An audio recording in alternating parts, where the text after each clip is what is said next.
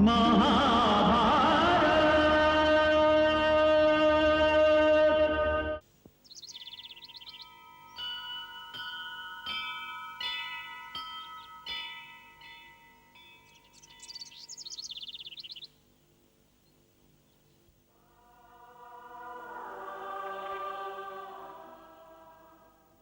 माता, तुम्हारे चरणों में जो भी आता है उसे यह पता होता है कि वो तुमसे क्या मांगने आया है,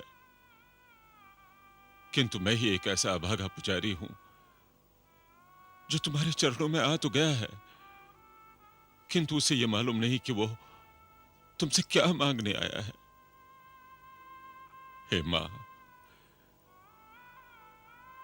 तुम ही मुझसे बताओ कि मैं किसकी विजय और किसकी पराजय की कामना करूं। कर्तव्य तो मुझसे यह कहता है कि मैं कौरवों की विजय की कामना करूं, क्योंकि मैं ही उनका महामंत्री भी हूं, किंतु धर्म यह कहता है कि मैं पांडवों की विजय की कामना करूं। और यही मेरी अंतरात्मा की पुकार भी है मां, यही मेरी अंतरात्मा की पुकार भी है। हे माता, दुविधा और विरोधाभास की इस स्थिति में अब तुम ही मुझसे बताओ कि मैं क्या करूं। हे मां, बस इसके सिवा मैं तुमसे और कुछ भी नहीं मांगता हूं कि तुम दोनों ही पक्षों की रक्षा करो, दोनों ही पक्षों की रक्षा करो, क्योंकि विजय जिसकी भी हो, पराजय केवल मेरी होगी मां, पराजय केवल मेरी होगी, पराजय केवल मेरी होगी।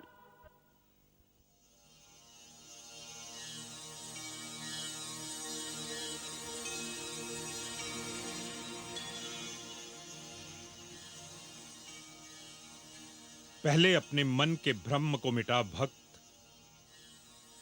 फिर मां से प्रार्थना कर।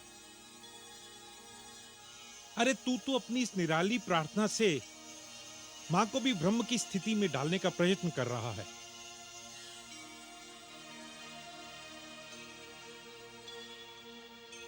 आप? मैं विजय सिद्ध सेन हूं, मां का अखंड पुजारी। विजय सिद्ध सेन, अहो भाग्य है मेरे जो आपके दर्शन हो गए। परंतु तुम कौन हो? मैं विदुर हूं, विदुर। विदुर? महाज्ञानी विदुर, कौरवों के महामंत्री। किंतु आज ये महामंत्री पद ही मेरे लिए दुखों का कारण बन गया है स्वामी। कौरव और पांडव मेरे लिए दो नेत्रों के समान है। इनमें से मैं किसी का भी विनाश नहीं चाहता, किसी का भी विनाश मेरे लिए असहनीय है। मेरी तो समझ में नहीं आता स्वामी कि मैं क्या करूं, मैं क्या करूं। मानव यदि हर बात को समझने और जानने लगे तो वो मानव क्यों कहलाए? फिर तो संसार उसे परम ब्रह्म कहेगा। भक्त, जो बात तुम्हारी समझ में ना आए उसे देवी मां पर छोड़ दो। केवल यही जानती है कि परिणाम क्या होना चाहिए और परिणाम क्या होगा। परिणाम तो केवल विनाश ही है स्वामी, केवल विनाश। क्योंकि इस युद्ध में सब कुछ नष्ट हो जाएगा, कुछ भी नहीं बचेगा, छोटे छोटे बालक भी नहीं, क्योंकि इस युद्ध में अब छोटे छोटे बालक भी रणभूमि में उतरने के लिए तैयार दिखाई पड़ रहे हैं। तुम्हारा संकेत किस ओर है भक्त? अपने प्रपौत्र और आपके शिष्य बर्बरीक की ओर। बर्बरीक? हाँ स्वामी, वो पांडवों की ओर से रणभूमि में उतरने की तैयारी में लगा हुआ है। तब तो मुझे तुम्हारे से सहानुभूति और कौरवों के दुर्भाग्य पर शोक प्रकट करना चाहिए। वो क्यों स्वामी? वो छोटा बालक नहीं, एक महान शक्ति है।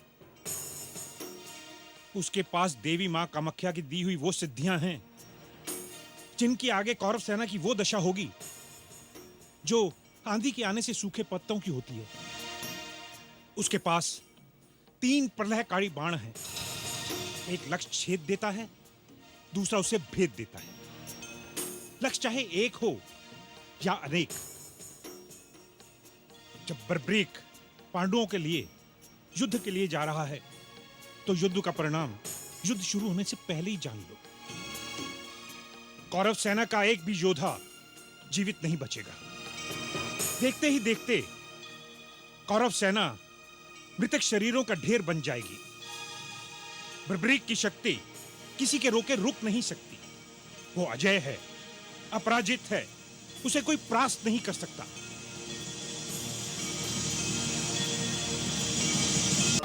भाई